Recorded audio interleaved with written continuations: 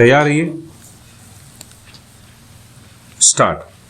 हिरासत में मौत का प्रकरण किसी भी लोकतांत्रिक व्यवस्था में सिर्फ एक आपराधिक घटना ही नहीं बल्कि संवेदनहीनता की पराकाष्ठा दिखाने वाला प्रसंग होता है। तमिलनाडु की एक निचली अदालत हिरासत में मौत के मामले में जब 9 पुलिसकर्मियों को मृत्यु दंड की सजा सुनाती है तो उसकी पृष्ठभूमि भी पुलिस बल की ऐसी ही संवेदनहीनता को लेकर सख्ती दिखाने वाली होती है। फैसले को अंजाम तक पहुंचाना संविधान व कोर्ट के अधिकार क्षेत्र में ही आता है, पर इतना निश्चित है कि अदालतों के ऐसे फैसले व्यवस्था के भीतर यही सख्त संदेश देते हैं कि कानून से ऊपर कोई नहीं है। वर्ष 2020 में कोविड नियमों का उल्लंघन कर दुकान खोलने के आरोप में पुलिस वाले पिता पुत्र को थाने में ले गए थे।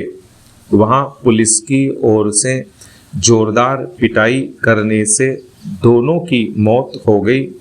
मामले ने तूल पकड़ा तो सरकार ने मामला सीबीआई को सौंप दिया था। फैसले में न्यायाधीश ने इस घटना को ऐसा दुर्लभ मामला माना जिसमें कानून के रखवालों ने ही कानून का उल्लंघन किया। इस घटनाक्रम को दूसरे पहलू से देखें तो यह भी सही है कि हर वर्दीधारी गलत नहीं होता। देश की पुलिस व्यवस्था में हजारों अधिकारी और जवान ईमानदारी से अपने कर्तव्यों का निर्वहन करते हैं, लेकिन जब हिरासत में मौत जैसी घटनाएं सामने आती हैं तो सवाल केवल एक थाने या कुछ कर्मियों तक सीमित नहीं रहते, पूरी व्यवस्था कटघरे में खड़ी हो जाती है। यह भी उतना ही महत्वपूर्ण है कि पुलिस कार्रवाई में राजनीतिक हस्तक्षेप और प्रश्रय की भूमिका पर गंभीर बहस हो। देश में ऐसे सैकड़ों उदाहरण सामने आ चुके हैं जहां पुलिस की कार्रवाई को राजनीति से प्रेरित बताया गया। कई बार सत्ता के दबाव, स्थानीय प्रभाव या ऊपर से मिले संकेत कानून की निष्पक्षता को प्रभावित करते हैं। ऐसे में हिरासत में मौत के मामलों को केवल क्षणिक क्रोध या व्यक्तिगत आवेग का परिणाम मान लेना अधूरा विश्लेषण होगा। इसके पीछे संरचनात्मक दबाव, जवाबदेही की कमी और सत्ता संबंधों की जटिलता भी हो सकती है। भारतीय संविधान हर नागरिक को गरिमा से जीवन जीने का अधिकार देता है। हिरासत में किसी की भी मौत इस मूल अधिकार का सीधा उल्लंघन है। यही कारण है कि ऐसे हर मामले की उच्चस्तरीय, निष्पक्ष और समयबद्ध जांच अनिवार्य होनी चाहिए ताकि सच्चाई के सभी पहलू सामने आ सकें, चाहे वह व्यक्तिगत दोष हो, संस्थागत विफलता या फिर राजनीतिक हस्तक्षेप। सिर्फ सजा देना पर्याप्त नहीं है। पुलिस सुधार, प्रशिक्षण में संवेदनशीलता, थानों में निगरानी व्यवस्था और स्पष्ट जवाबदेही तंत्र जैसे कदम जरूरी हैं।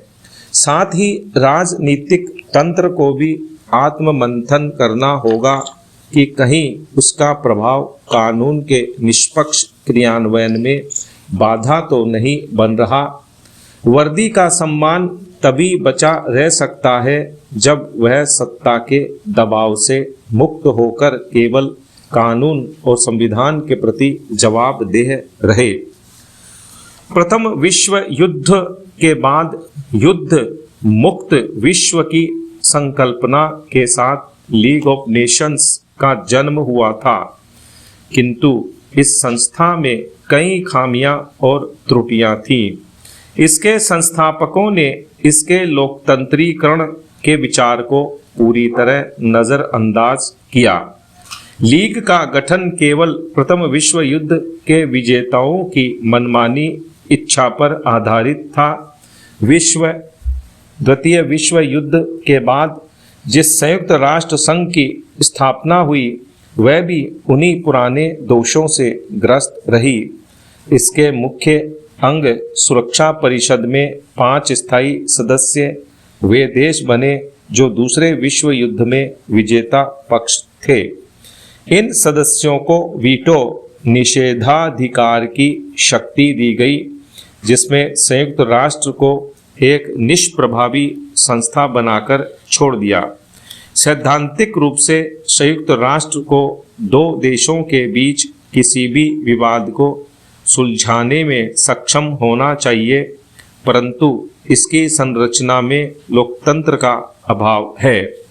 इन 5 स्थायी सदस्यों में से रूस और चीन साम्यवादी गुट के हैं, जबकि शेष 3 दूसरे खेमे में। दुनिया में कहीं भी युद्ध छिड़ता है तो उसका नेतृत्व प्रायः इन्हीं 2 गुटों में से कोई एक कर रहा होता है। जैसे ही युद्ध शुरू होता है, सुरक्षा परिषद की बैठक बुलाई जाती है, लेकिन कोई न कोई स्थायी सदस्य वीटो का प्रयोग कर देता है और युद्ध रोकने की प्रक्रिया ठप हो जाती है। परिणाम स्वरूप युद्ध को रोका नहीं जा सकता। वास्तव में इन देशों को हासिल वीटो की यह सुविधा ही विश्व शांति के मार्ग का सबसे बड़ा रोड़ा और युद्धों का मुख्य कारण है। ये वीटो शक्ति संपन्न देश ही हथियारों के सबसे बड़े निर्माता और विक्रेता हैं। अपने युद्धक हथियारों की बिक्री बढ़ाने के लिए ये देश न केवल युद्ध भड़काते हैं बल्कि रणनीतिक चालें भी चलते हैं। संयुक्त राष्ट्र के पास अपनी कोई सैन्य शक्ति नहीं है, वह सदस्य देशों की सेनाओं पर निर्भर है।